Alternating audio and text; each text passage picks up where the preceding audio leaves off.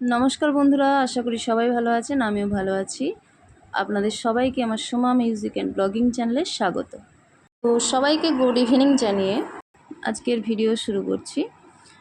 আমার ছেলের বায়না ছিল অনেক দিন ধরে একটা ছোট্ট মতো অ্যাকোয়ারিয়াম।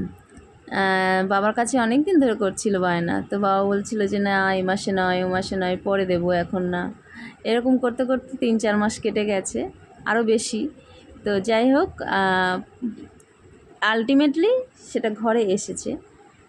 তো দেখুন, আজকের আমার এই ভিডিওতে এটাই দেখাবো যে মাছের কীভাবে সব কিছু পরিষ্কার করা, জল পাল্টানো, কিভাবে ওষুধ দেওয়া হয়, এই জিনিসগুলো একটু আপনাদের সঙ্গে শেয়ার করব। চলুন। তাহলে এতে এতে তুলে দিলে খেতে দিও।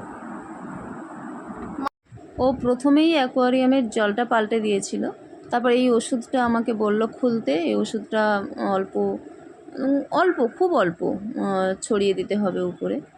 তো এখন অক্সিজেনটাও ঠিক করছে। এই এই অ্যাকোয়ারিয়ামের মধ্যে 4 রকমের মাছ রয়েছে।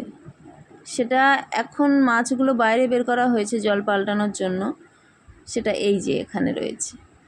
এখানে রয়েছে গাপ্পি মাছ রয়েছে, জিব্রা ফিশ রয়েছে, ব্ল্যাক মলি রয়েছে, আর মিকি মাউস প্ল্যাটি রয়েছে।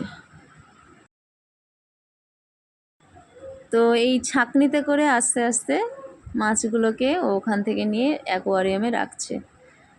আর ছোট ছোট করে পানা নিয়ে এসেছিল আমাদের বাড়ি থেকে। তো সেই পানা ওই অ্যাকোয়ারিয়ামের মধ্যে দেওয়া হয়েছে। এই ছোট ছোট কুচি কুচি পানা রয়েছে, তারপরে একটা দুটো বড় পানা রয়েছে। এই রকম পানা দেওয়ার কারণটা হলো, ও আমাকে বলল যেটা, যে এই পানা দেওয়ার কারণ হচ্ছে জলটাকে একটু ঠান্ডা রাখবে। মোটামুটি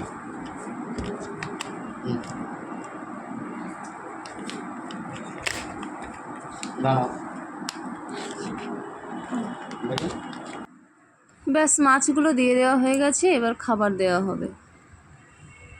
এটা এক ধরনের খাবার। আর এক ধরনের খাবার রয়েছে যেটা বেশ রং বেরঙের খাবার আর কি।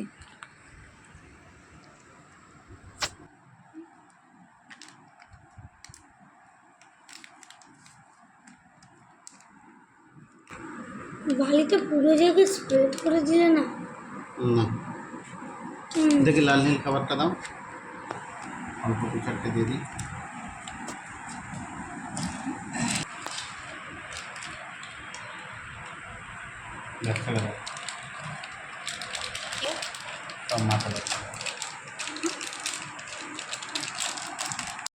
তো এই ছিল আমার আজকের ভিডিও।